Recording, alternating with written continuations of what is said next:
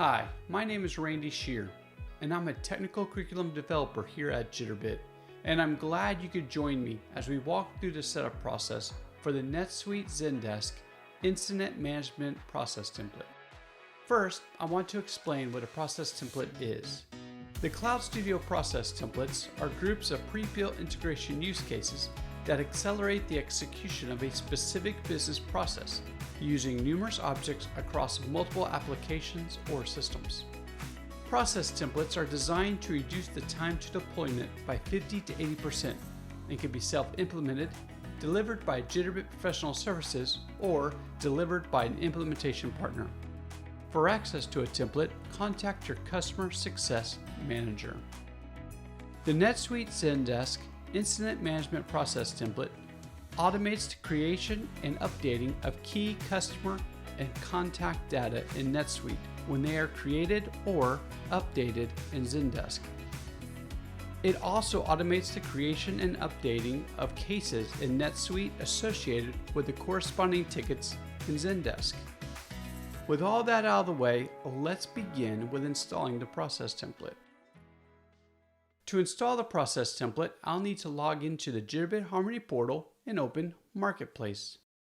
Marketplace is a Jitterbit resource for searching and retrieving recipes and process templates to help you quickly create new projects.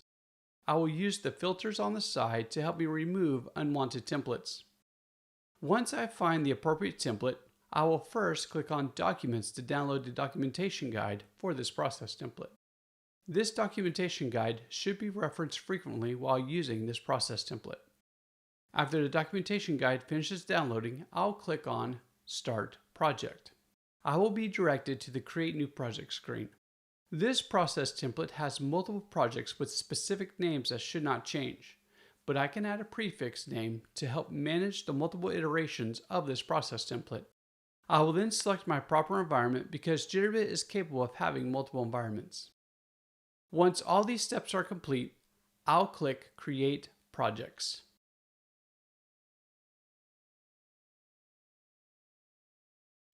After projects are created, I can either go back to Marketplace or go to Cloud Studio. I will continue to Cloud Studio where I'll find my newly created projects. It is important to run each project in the proper order as listed in the documentation guide. After importing the projects, I'll open the first project listed in the documentation guide. Each project has its own independent set of project variables.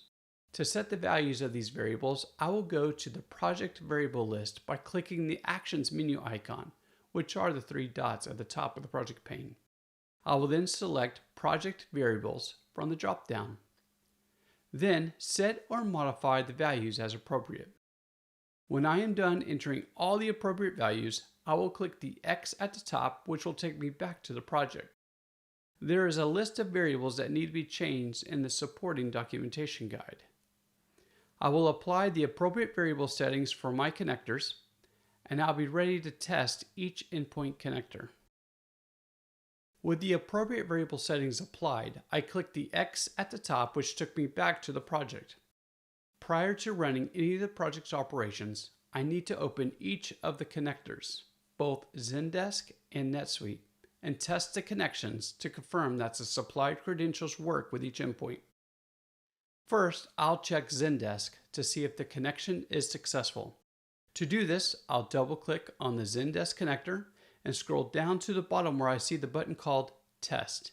When that button is clicked, it will take all the variable settings I used in the last step to see if there is a successful connection to my specific Zendesk connector. If it was successful, I will see a green message saying Connection Success. If it was not successful, I will get an error message. I see that my connector was set up correctly, and I will click the X at the top and do the same thing for the NetSuite connector. Now it's time to start triggering the proper workflows in the proper order. It is important that I install, configure, and test the connectors of all the projects listed in the documentation guide. Once this step has been completed, I can deploy and run each project in the proper order as listed in the documentation guide. If you have any questions, please check out the information located at Success Central by going to success.jitterbit.com.